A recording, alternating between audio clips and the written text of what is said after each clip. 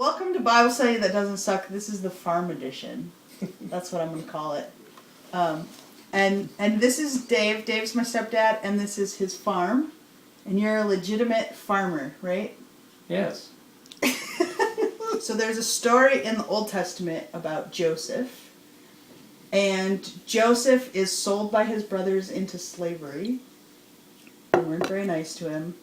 And he ends up working for the Pharaoh. And he has this dream that there's going to be a famine and there's not going to be enough food. So he gets everyone who's a farmer to bring all of their crop for 7 years, and they store it up because they know that there'll be 7 years of famine where they won't be able to grow any crop, and then they kind of disperse the food through all of those years to people.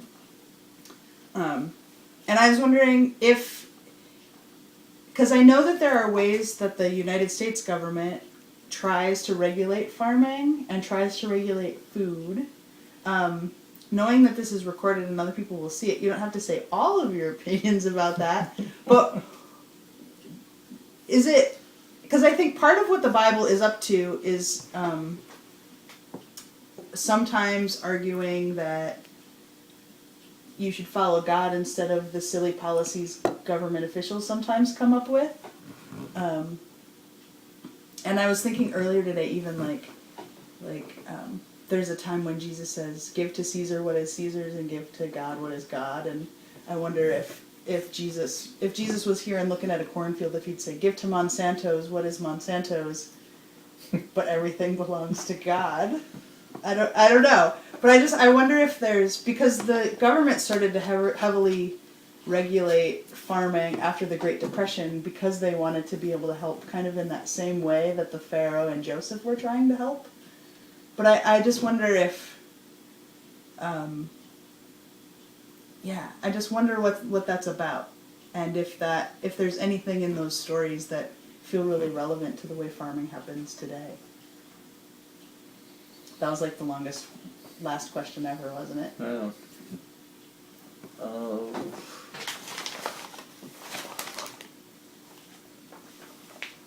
I guess if it wasn't for God, I guess what do you say? For one thing, we wouldn't have nothing. Right.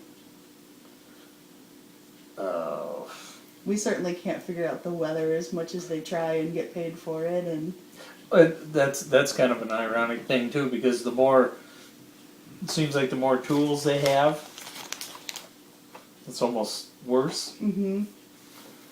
Back in the day when Dave Dedrick used to tell the weather, but yeah, he used to hit it pretty good. He'd just look out the window, I think.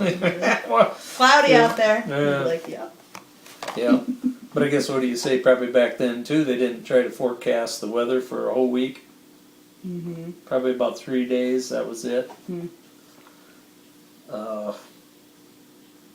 Yeah, I don't know. There's some of this. I think there's getting to be, what do you say, too much politics. Give to Caesar what is Caesar's. Yeah.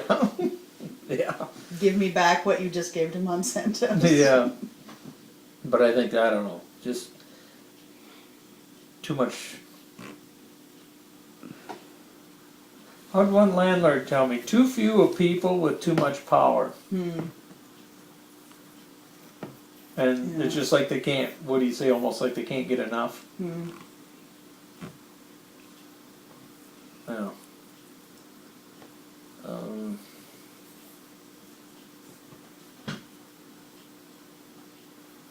That's good enough for me. You don't have to make it longer than that. Do you have any wise farm sayings you want to tell? Or any church jokes? Do you want to tell them your church joke? Oh boy. I like your church joke. It's funny. No? Oh. You don't have to, but you know. Yeah. When else are you going to have this big an audience Yeah. to tell your church joke? That's all I'm saying. Oh. Yeah, one Sunday morning, all the people that come to church, and they'll come in and sat down, and all of a sudden there was a great big bolt of lightning, and here stood the devil. And they all got up and they left, all but one little old man. And the devil thought, well, this was kind of odd, and he walks up to the little old man. He says, "Little old man," he says, "aren't you afraid of me?" And he says, "Hell no." He says, "I've been married to your sister for 50 years."